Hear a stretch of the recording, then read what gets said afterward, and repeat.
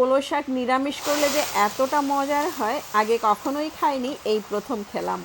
আজকে কলই শাক নিরামিষ করা হচ্ছে, আর নিরামিষটা করা হচ্ছে সিম দিয়ে।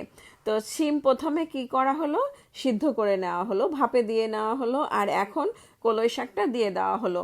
সিম একটু সময় লাগে, কিন্তু কলই শাকটাতে একদমই সময় লাগে না, মাত্র 5 মিনিটে কলই শাক হয়ে যায়। এবং শাকের কালারটাও খুব সুন্দর থাকে, সবুজ থাকে।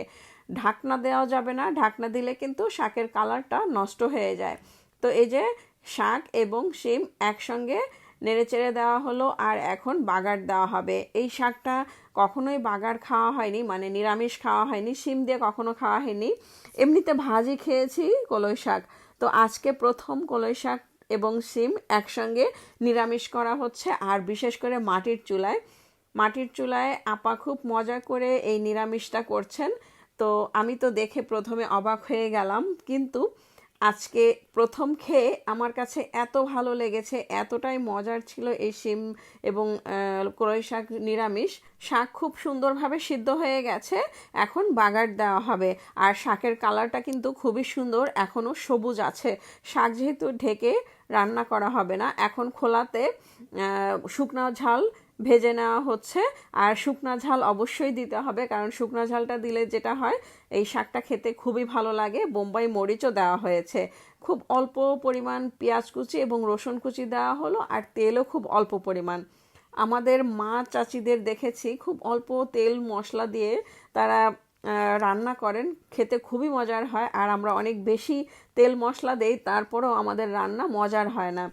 পেঁয়াজ এবং রসুন একদম ব্রাউন করে ভেজে নেওয়া হয়েছে, এখন শাক দিয়ে দেওয়া হচ্ছে। খুব ভালো করে নেড়ে চেড়ে দেওয়া হচ্ছে, যাতে করে সব কিছু খুব ভালো করে মিশে যায়। আর সবশেষে এখানে ভাজা মরিচের গুঁড়া দেওয়া হবে। তেলে রাখা যে মরিচ ছিল, শুকনা মরিচ, ওই মরিচগুলোকে খুব ভালোভাবে হাতে ডলে নেওয়া হচ্ছে। এরপরে এই শাকের উপরে দিয়ে দেওয়া হবে। আর শুকনা মরিচের যে খুব সুন্দর একটা ঘ্রাণ, একটা ফ্লেভার, সেটাই কিন্তু এই শাকের মধ্যে চলে আসবে, এবং শাকটা খেতে খুবই মজার হয়েছে। আপনারা যারা কখনোই কলই শাক বাগার দিয়ে খাননি, মানে নিরামিষ খাননি, তারা অবশ্যই নিরামিষ করে খেয়ে দেখবেন। ভাজি তো আমরা সব সময় খাই, কিন্তু এই নিরামিষটা আমার কাছে সব থেকে বেশি মজার হয়েছে। মানে ভাজির থেকেও আমার কাছে নিরামিষটা বেশি মজা লেগেছে।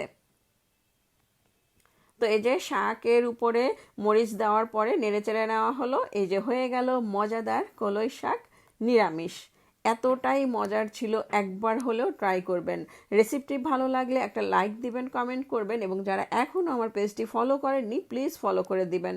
সবাই ভালো থাকবেন। আজ এ পর্যন্ত, নতুন রেসিপি দেখার আমন্ত্রণ রইল। আল্লাহ হাফেজ, আসসালামু আলাইকুম।